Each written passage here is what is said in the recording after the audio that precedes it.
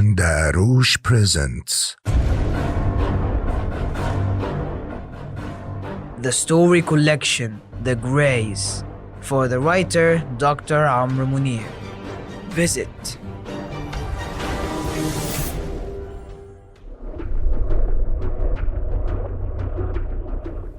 The school visit to this important monument began in what abandoned ancient city, a group of huge buildings surrounded by trees that grow on the roofs, walls and columns of this enormous edifice that expresses a vanished civilization thousands of years ago and ended up becoming a fertile ground for the growth of climbing plants and weeds that come out of the ground without anyone's interference.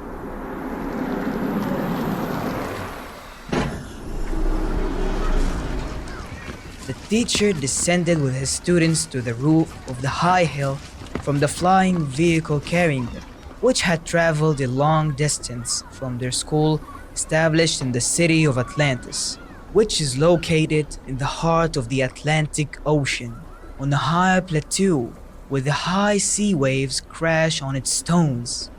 The study tour began with a brief speech from the serious teacher to his students, who were eager to hear the story of these ancient majestic ruins, which stand over time against the factors of erosion and severe climate fluctuations. The students' eyes widened to hear his enthusiastic words. Here in this place, more than 7,000 years ago, there was the greatest human civilization known to the ancient world, a great state, possessing the power and influence that controls the rest of the ancient parts of the earth. Let us take few steps to begin visiting every part in this vast building. They were allowed to enter the building after the young teacher showed his ID card to one of the security men deployed at specific points in the building to guard this important monument. The students began to show signs of astonishment at the enormity of what they saw in front of them, of halls, marble staircases, and huge statues expressing human history, which is full of great men for whom these statues were built, in memory of them and in gratitude for what they did for their country and people. The excited teacher stopped in front of the door of a huge room with high roofs and empty of any human features. Only a group of climbing ivy that covered the walls like a green blanket, including the marble columns in the room. One of the students asked him, "What is this magical place, teacher? What is the importance of this room in which we are currently standing? I feel that there is an exciting story behind it."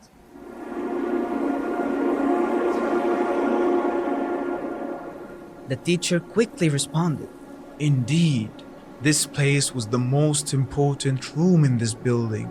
It was the room designed for the leaders of this ancient nation, and in which they used to sit to hold the necessary meetings, and through which they would learn about the affairs of their people and the entire world.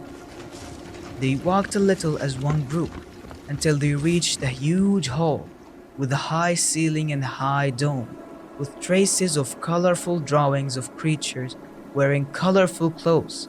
One of them carried a spear with a three-bladed tip and a crown on his head, which sparked the passion of one of the students to hear the story of this strange and dazzling place. "Teacher, what is this enormous building? Who inhabited it in that ancient time? And what are those strange creatures appearing in those drawings?" The teacher was very happy with this question, which demonstrates the ability of the effect to attract the attention of the students.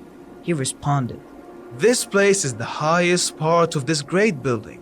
It is a high white dome, and the walls of its huge inner core are decorated with drawings by an artist from this ancient era, who depicted imaginary creatures drawn from a historical background about another civilization called the Greek civilization, which depicts the sea god Poseidon and his distinctive spear as an expression of the legendary divine patronage of that young nation. They continued walking a short distance until they came to a large room filled with the remains of various huge statues on 2 floors. The room was without a ceiling so that the sunlight could fill the place, in addition to the birds and plants spread all over the place. The teacher did not wait for his students to ask about the nature of the hall they were in, so he began to describe it automatically. This hall includes various statues of the leaders of this nation, which represent the various regions of this vast country, to express their gratitude to everyone who contributed to its construction, development, and progress over all countries of the world. One of the students surprised him with a question that almost crossed the minds of most of them. If that nation was so ancient and powerful, why did their civilization collapse in the end? The teacher, who was accustomed to this repeated question on every visit to these ancient ruins, answered, Injustice and oppression against the rest of the different nations with diverse cultures and affiliations. All of this is because of the brute force represented by a massive army made up of powerful lethal weapons.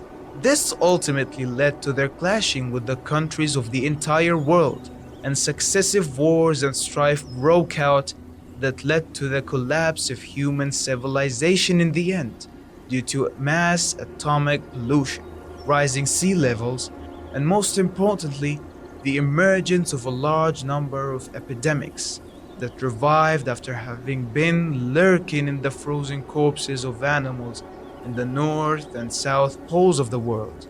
In the end, humans became extinct, and what remained of them set off to vast space with huge ships, searching for a planet suitable for life, leaving the ancient Earth in desolation and destruction. it was time for the most important question that the students had been waiting for since the beginning of the school visit, and one of them volunteered to ask, "Oh, our teacher, how did our civilizations begin on this planet after all these disasters that befell it?" The teacher responded with great interest. Our ancient ancestors lived on the surface of this young planet, thousands of years before human civilization, inside their great continent of Atlantis. Then human civilization began to rise, and so our ancestors preferred peace and not to clash with these hostile creatures.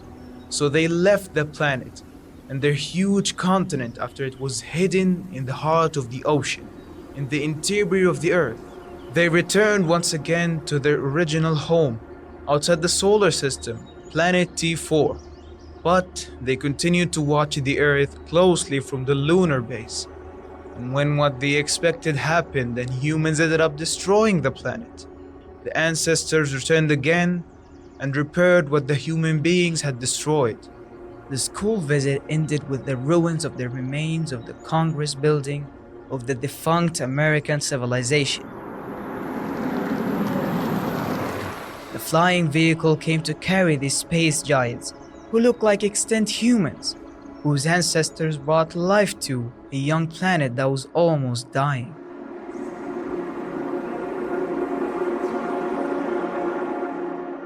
See you in other writing by Dr. Amr Mounir. Narrator Adham RB. Sound engineering Tamir Yahya. Editing Mariam Hani. Art direction Ali Saeed. International distribution by Sondos Tamer. General supervision Wael Atta. Production manager Rasha Yahya. Directed by Khalid Mahgoub. Best regards with Pandarosh.